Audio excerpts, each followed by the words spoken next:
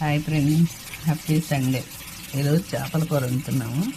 చుట్టాలకైనా ఫ్రెండ్స్కైనా ఇంటికి వస్తే ఫ్రెండ్స్ చేపల కూర అని పెడితే మంచిది, కంచు బాగుంటుంది. ప్రస్తుతానికి మటన్ చికెన్ కన్నా చేపలు మంచిది. అందుకే మేము ఈరోజు చేపల కర్రీ చేస్తున్నాం.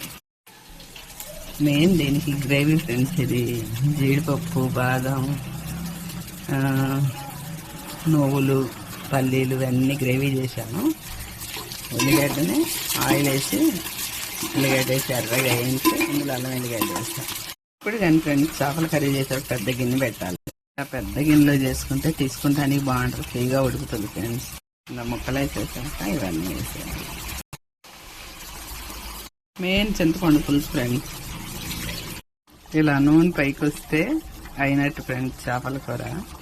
నేను కొద్దిగా కారం తక్కువ వేసాను కనుక తెల్లగా కనపడుతుంది. చేపల కూర రెడీ.